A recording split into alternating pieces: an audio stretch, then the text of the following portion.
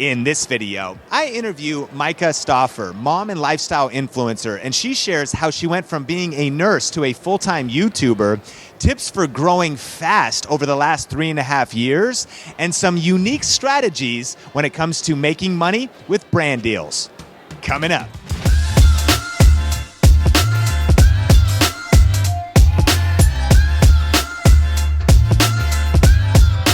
YouTube Secrets is out now. Learn the strategies of today's top video influencers in this step-by-step YouTube success playbook. Get your copy today at tubesecretsbook.com. Hey, what's up? Sean here with Video Influencers, help you build your influence, income, and impact with online video. And I'm so pumped to be sitting with Myka Stauffer. How's it going? Going really good. How's it going with you? It's going amazing. We're here at Vid Summit. And for those that are just meeting you, what do you do on YouTube and what's kind of your niche? All right. What I do on YouTube is I kind of have a mommy channel, lifestyle, organization, cleaning. I do a little bit of that stuff. So if you're a mom or you have a woman in your life, I could possibly relate or help them out. That's pretty much what I do. I love that. And, almost 500,000 subscribers right now. Yes. What's also really impressive is how well you're making a lot of money. And even I think for the ratios of your influence, it's pretty impressive. And we're going to talk about some of those strategies. But let's go back to how'd you even get into this in the first place when you were just starting? First of all, I used to be an RN, an oncology RN, and I just wasn't liking it. I was pregnant at the time, and I was taking care of cancer patients. Just wasn't my jam. I was depressed. I was bummed out. And I needed to find a different out. So I begged my husband, can I quit? I promise you that I will make an income. I promise. But I just want to quit. I can't do this anymore. And he looked at me and he was like, sure, don't worry about it. It's fine. So immediately after I gave birth to my baby, I started doing eBay and I started being a super seller. I made tons of money. I made about $7,000 a month selling clothes. It took a little while to get going, but I just was determined to figure it out just because I wanted to be home. So that was kind of like my starting point, and I got momentum. And then my husband's like, we were doing YouTube videos just for fun. We uploaded maybe 3. It wasn't a real deal. And he looked at me and he said, I want you to quit eBay. And I was like, are you flipping kidding me? You want me to quit something that's making so much money and I could make so much more? And he's like, yeah, let's quit it. Wow. I want you to try something that I know could be a lot more lucrative. And I was just like, you're so flipping crazy. But I did it. And I'm so happy that I did. And when we started, it just started rolling into so many things and it started taking off and it was really awesome. That's powerful. And, sometimes we like to say that, good can be the enemy of the great. And so sometimes you actually have to give up something good to get to that greatness, which is what you're kind of walking in now. And I was so scared to do it because for the longest time we would make 30 cents a month. And people would look at me and say, you're crazy. Why would you give up such a beautiful career? Why would you give up your RN, like your nursing career, your eBay career? Why? I would have people tell me literally to my face that it was a joke and a waste of my time. And then when I became successful, they were knocking on my door, begging to do business with me. So, and honestly, I definitely declined them because I was like, you didn't believe in me in the beginning. I'm not, it wasn't good vibes for me. So powerful. And what year then did you launch that YouTube channel? So I started about 3 years ago. I don't know the year precise. I'm not a number person. I'm a chick. Yeah, so maybe 2015-ish kind of. Okay, yeah. We'll go with that. Excellent. And so now you've been growing, and the first question would be, what have been the things that you feel have led to the growth of your views and of your subscribers? And we could talk about money and brand deals and some things in a bit. For sure. I think the biggest reason for my growth for my channel, I was never a lucky YouTuber. I didn't just get lucky. I had a lot of tactic, I guess I would say. I'm not super successful. There's way better YouTubers out there. But one of the big things I did was I started studying analytics really hard. My husband is the mastermind behind SEO. He is literally an SEO god. He is the only reason we started taking off. So once he started learning a lot of really amazing tricks that I am so grateful for, I started learning about researching and realizing that if you don't research, even if you put up a killer video, if nobody's searching it and YouTube doesn't like it, that's it. There is nothing more to that. But if you do your research and you do your research right, you could have a liquid gold mine and it could be insane. If I even took more time to research, I feel like I would be a lot bigger. Wow. But sometimes I'll do some research and I'm like, I got some good I got some niches, I got some things that are really going to work. And then you get busy, and you just start pumping content. But research is key. And a lot of people, when you say that word, they're going to be like, really? That's going to take too much time, or I don't understand what you mean. But once you truly research, you find those little niches. And how I usually go about it is I'll look at like smaller channels and what's working for them, or I'll search a term and I will look at, hey, if it worked for a big channel, it's not going to benefit me. I need to look at, is it working for little people? Is it doing really well for somebody who, and when I mean little, maybe they have 10,000 or less subscribers. And I'm not saying that that's a bad thing. I'm just saying that a lot of people, when they have millions of subscribers or 100,000 subscribers, that's just their fan base. That's not new searched eyeballs. So when I can really analyze what's performing well on somebody that doesn't have all those natural super fans, then I know this could be something to look into a little bit more. Such a brilliant strategy. And I'm sure you've heard it before. Absolutely, yeah. We like to actually say research before you press record. Absolutely. And, but the other thing is you're mentioning research, you're mentioning kind of tactics and analytics. If someone turns on your channel right now, it's really amazing. I mean, your content is well produced, you've got B-roll in it, sometimes you do voiceovers, you're doing different outfits, and that can be intimidating. I'm like, whoa, I want to make videos like that, but like, how do you make videos like that? How did you level up your content? Because content is king. How I leveled up my content is watching people that were big role models for me and seeing how beautiful their content was. I would look at it and I would say, how can I achieve this? And I'm always, every single month, I'm reevaluating, what do I need to improve? You know what I mean? You do the same thing for your channel. It's just like, I need to change this, or I need to work on this, or I need to find out how to do this, because in this industry, when you're getting better, like, so if your content looks really good, crisp and clean, brands love that. Brands genuinely love that, because it's like almost like commercial like, or they can just see themselves even better working with you. And that's really important. That's a great tip. I'm sure you've noticed that too. 100%. And that's a good segue into now monetizing. And so what are the ways that you actually make money from your YouTube channel? The main way that I make money from my YouTube channel is actually sponsors. And we do really, really, really good with sponsors. I actually have a manager on board that helps me a ton. But before I had my manager, we would get lots of sponsors reach out to us in our inbox, and they would really low dog us on numbers like crazy. And we would tell them no. We had really, really high rates, and we would tell them we're only locking in so many brands per month. And if you don't get that spot, or if somebody's fighting for a spot, we will tell them pretty much, give us your best rate, because there's people fighting for this spot. And then once you start to get that, people realize that you're almost like, I don't want to say this like pompous or pretentious, but you're almost like desirable. And once you get that desirable, and a lot of brands are kind of fighting for places, rates get a little bit higher. You get months and months locked in, and it really starts to work out in favor. So that's like positioning and branding. You're positioning yourself with good branding, good content, and you're also holding out by setting high standards, right? And just saying, look, it costs what it costs. Absolutely. And eventually that has led to great success, yeah? Absolutely. And I know so many of my girlfriends who refuse to charge certain rates because they're afraid that brands are going to walk away. Do not worry about what brands are going to think. They are not going to walk away. And if they walk away, they'll be coming back next month for another brand. I guarantee it. So powerful. Well, I really want to hear about how collaborations grew your YouTube channel. But before we do that, are you ready for the lightning round? All right. I don't know. Maybe. I mean, what kind of sound does lightning make?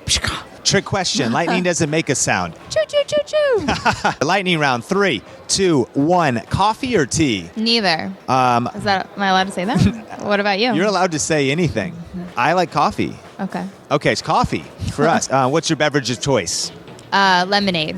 Book every influencer watching should read. The One Thing. Ooh. Have you read it? Keller? We'll link it up in the YouTube description. Great book. It's a really killer book. Yeah. Favorite TV show? Or Netflix show? Or Amazon Prime show? The Bachelor. Or a Hulu show? The Bachelor. Or Kim Kardashian. The Kardashians. Oh my gosh. That doesn't make me look like a good influencer, but it's fine. Will you please accept this role? Absolutely, I will. Hey, don't judge me. Authenticity, real, no judgment. Cat or dog? Dog. You have a dog? 2. What are their names? Marley and Jack. Favorite social network besides YouTube? Instagram. Favorite social network besides Instagram? Facebook. Favorite documentary or movie? Hungry for Change. What's it about? It's about like food and how it impacts your body, and how certain foods really affect you negatively. No miss morning ritual. No miss morning ritual would be deodorant, putting on deodorant. Yeah, and I'm grateful. And so is everybody else for that one. And she's got a great morning ritual with kids video that you got to check out. We'll link it up on the YouTube card and we'll put it in the description below. If you could give a TED Talk, what would it be about? It would be about motivating yourself or confidence, motivating yourself, confidence, or getting things done. Do you have a favorite failure? And how has maybe a failure in your life set you up for future success? So I wouldn't call it a failure, but I would call it something that was really, really, really, really, really challenging. We recently adopted a little guy from China. Definitely not a failure. But when we adopted him, he had a totally different diagnosis than what we were told. We were told that he had a brain tumor, and as a cancer nurse, I was comfortable with that moving forward. And he actually had severe brain damage, severe autism, and some severe delays that may mean that he may live with me for the rest of his life, something that we just literally were not ready for. And with that, when we adopted our son and we were going through the process, they told us that, developmentally on par, everything was really good to go. And we were comfortable with all of the information that we had been given. And one of the reasons why I love this challenge, not a failure, but challenge that I experienced, is I'm such a better mom because of it. And that challenge really challenged us. It frustrated us. It was a struggle. It was a mental struggle to get into a really happy place when you go through something that is so big. Like when you adopt a child, it's forever. And when you adopt a child and there's stuff that you didn't know, so maybe some hidden information, it's hard. It's genuinely just naturally hard. It just puts you in a spot you didn't know you were going to be in. So like the readjustment period changes your life and it makes you into a better person. And it was really cool. And I'm happy that I was faced with that because of that, I will always be a lot stronger of a person. And I like that. That's cool. Thank you so much for sharing that. And absolutely. Very powerful for our audience. You've heard the phrase, if I knew then what I know now, I would have done something differently. What advice would you give to your 20-year-old self? To my 20-year-old self, quit making out with all those boys and go have fun with your girlfriends. That's what I would say. Come on now. No, that's really what I would say. Wisdom. No, I'm dabbing on it. Quit making out with all those boys and hang out with your girlfriends. And then favorite place in the whole wide world and why? Punta Cana. It's beautiful. It's stunning, and it's a great way to reset your mind. Pew! Pew, pew, pew, pew, pew. You gotta help. Psst. That was a sprinkler. Now, one of the big things that led to growth that we were talking about here at Vid Summit was collaborations. Absolutely. And you kind of went on a sprint where you did a season of collaborations. What are some things that you learned, and how could influencers watching kind of model that to grow their own influence? Absolutely. I think that collaborations have helped me grow substantially. And I know you hear that all the time whenever you talk to your YouTube managers or you listen to videos, they're going to say collaborate, collaborate. But it's not just about collaborating. It's, first of all, don't ever go to a huge YouTuber and you might be like, maybe you have 10,000 subscribers and you go to somebody with 100,000 subscribers. Be fair and genuine. You can go to somebody that has a little bit bigger, but you need to go to somebody who you've watched before and that has a relatable size. Don't go to somebody so big. And also, start connecting. Get out there. Quit being scared and go collaborate.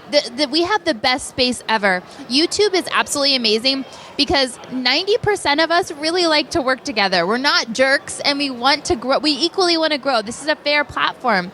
So go collaborate. It grows you so quick. You share audiences. And even if one channel gets a little bit more subs than the other, it's not about subs. It's about friendship, connection, and working together. This is what it helps you grow. Why wouldn't you? And did you have to always travel, or do you have any tactics for practically making collaborations happen?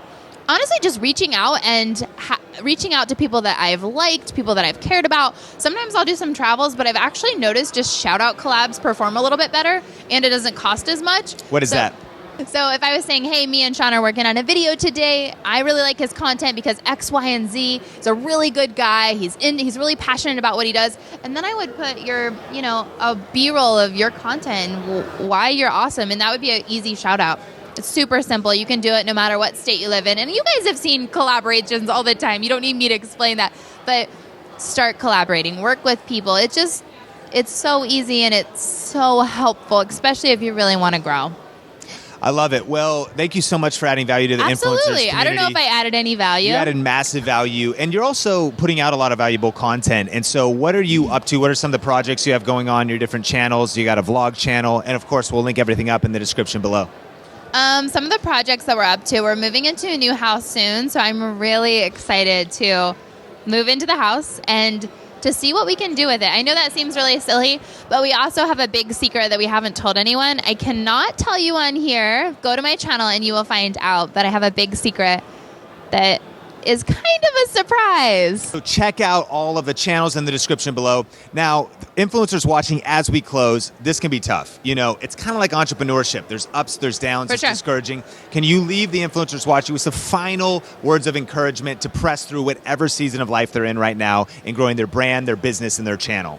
My biggest words of encouragement is don't stop. Like if you're trying to grow a YouTube channel, or you're trying to do Facebook, whatever platform you're really trying to do not stop. Anything is attainable. If you told me one day you're going to have 500,000 subscribers, I would tell you, no way. You're so flipping crazy. But when I hustled and I tried really, really, really hard, and I'm not underplaying that, I hustle. And it's amazing what kind of things happen. It's really, really, really cool. So powerful, and I just want to acknowledge you that it's inspiring to see your hard work pay off and everything you're doing, not just with brand deals and YouTube, but with family, with putting good into the world, with really making a difference and inspiring a lot of people. That brings us to the question of the day, which we're going to have you ask. Here we go. The question of the day? Question of the day, influencers. Is what mascot would you be if you could be any mascot ever? I would be a sloth. But that's not really your personality. I know, but they look awesome. They just get to hang out there, big old nails, just kind of just chilled out. Chilling out. It actually is kind of absorbing all the information. Just hanging. I just like to hang loose, man. West Coast, let's go. What kind of mascot would you be? Tell us in the comments below. So thanks for checking out this video. Subscribe and ring the bell if you're new here. And if you want to check out other videos in our interview series, click or tap the screen right there. For another video from Video Influencers, click or tap the screen right there. Until next time, this channel is all about helping you build your influence, income, and impact with online video. Keep crushing it, and we will talk soon.